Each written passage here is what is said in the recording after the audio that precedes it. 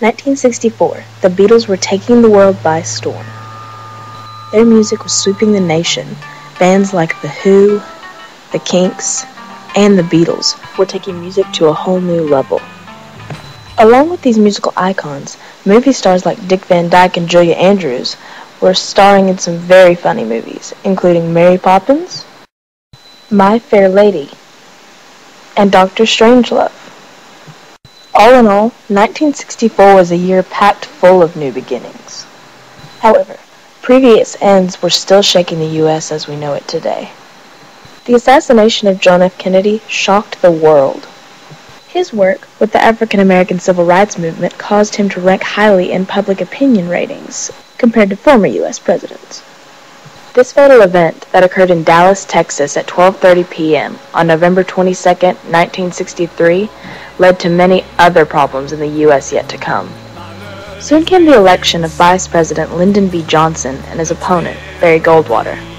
Barry Morris Goldwater was a 5-term United States Senator from Arizona. He was born on January 2, 1909. During the first half of the 1960s, he was an articulate and charismatic figure and was known as Mr. Conservative. He made a very big impact on the resurgence of the American conservative political movement and also on the libertarian movement. He was chosen as the Republican Party's nomination to run against Lyndon B. Johnson in the 1964 election. Coming in from the Democratic side, Lyndon Baines Johnson was chosen to run opposition to Barry Goldwater.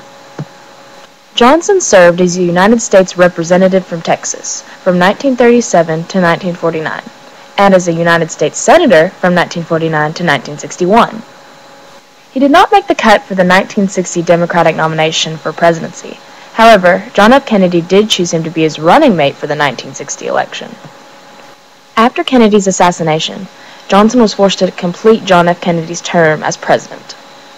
After completing his term, Johnson decided to run for the presidential nomination in the 1964 election. Johnson ended up winning with 61% of the popular vote, and he then became the 36th President of the United States, running a term from 1963 to 1969. Most likely, one of Johnson's biggest contributions was the signing of the Civil Rights Act of 1964. For passage of the bill, President Johnson calls for all Americans to back what he calls a turning point in history. We must not approach the observance and enforcement of this law in a vengeful spirit. Its purpose is not to punish. Its purpose is not to divide, but to end divisions. Divisions which have lasted all too long. Founded in 1942 was the Committee of Racial Equality, CORE, which was founded by an interracial group of students in Chicago. CORE was one of the oldest and the largest interracial groups, and members were greatly influenced by Mahatma Gandhi's teachings of nonviolent resistance. In 1942, CORE began protests against segregation in public accommodations by organizing sit-ins. Sit-ins involved a form of protest that involved occupying seats or sitting down on the floor of an establishment. And it was also in 1942 that CORE expanded nationally.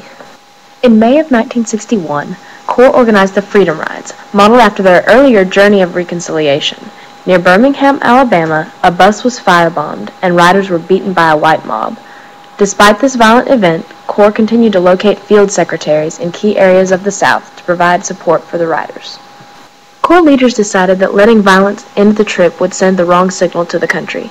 They reinforced the pair of remaining riders with volunteers, and the trip continued. The group traveled from Birmingham to Montgomery without incident, but on their arrival in Montgomery, they were savagely attacked by a mob of more than 1,000 whites. This put even more pressure on President Kennedy to end the violence.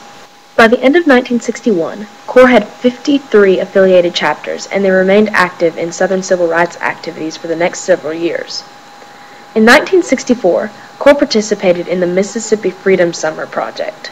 This was by far one of CORE's largest and most important events. Freedom Summer was a highly publicized campaign in the Deep South to register blacks to vote during the summer of 1964. During this summer, thousands of civil rights activists, many of them white college students from the North, descended on Mississippi and other southern states to try to end the long-time political disenfranchisement of African Americans in the region. Freedom Summer activists faced threats and harassment throughout the campaign, not only from white supremacist groups, but from local residents and police. But the summer's most unforgettable act of violence was the murder of 3 young civil rights workers, a black volunteer, James Chaney, and his white co-workers, Andrew Goodman and Michael Schwerner. On June 21st, Chaney, Goodman, and Schwerner set out to investigate a church bombing near Philadelphia, Mississippi, but were arrested that afternoon and held up for several hours on alleged traffic violations.